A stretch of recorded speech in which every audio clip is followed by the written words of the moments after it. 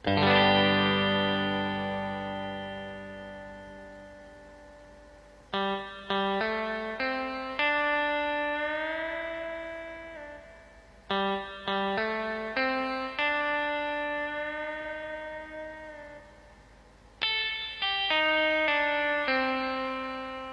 guys, di sini Muhammad Arya Nugroho dari 10 TO3 ingin menjelaskan apa itu sistem pneumatik. Pneumatik berasal dari bahasa Yunani yang berarti udara atau angin. Semua sistem yang menggunakan tenaga yang disimpan dalam bentuk udara yang dimanfaatkan untuk menghasilkan suatu kerja disebut dengan sistem pneumatik. Dalam penerapannya, sistem pneumatik banyak digunakan sebagai sistem otomasi. Nah, bagaimana cara kerja sistem pneumatik ini? Sistem pneumatik menggunakan udara atau gas terkompresi untuk menggunakan dan mengendalikan energi. Ketika udara bertekanan dikeluarkan dari tangki penyimpanan, udara tersebut mengalir melalui serangkaian pipa untuk mencapai komponen pneumatik.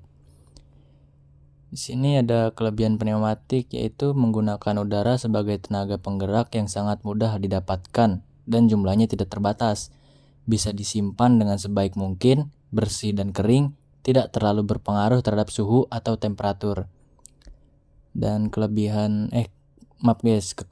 sistem pneumatik adalah menghasilkan suara bising yang sangat mengganggu, mudah terjadi ketermampatan. Meskipun harganya murah, tapi hal ini tidak berlaku untuk biaya perawatannya. Udara yang mengandung air dan kotoran menyebabkan gesekan antar komponen yang mengakibatkan kerusakan alat. A few moments later. Pneumatik juga ada temannya ya guys ya, yaitu hidrolik. Di sini saya menjelaskan apa itu sistem hidrolik.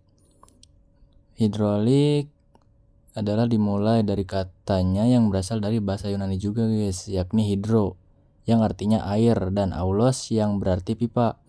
Sistem ini juga disebut dengan suatu mekanikal yang memanfaatkan fluida atau oli sebagai sumber tenaga yang mampu menggerakkan mesin utama dari sistem ini. A few moments later. Cara kerja hidrolik nih guys. Prinsip yang digunakan pada sistem hidrolik adalah hukum Pascal, yaitu benda cair yang ada di ruang tertutup apabila diberi tekanan, maka tekanan tersebut akan dilanjutnya ke segala arah dengan sama besar. Kekurangan sistem hidrolik nih guys. Kekurangan sistem hidrolik antara lain perawatan berkala, pemilihan karakteristik fluida, arus tepat sistem, tekanan tinggi rawan bahaya, sistem harus tertutup rapat tanpa kebocoran. Dengan demikian, yang termasuk kekurangan dari sistem hidrolik adalah perawatan terhadap fluida harus berkala.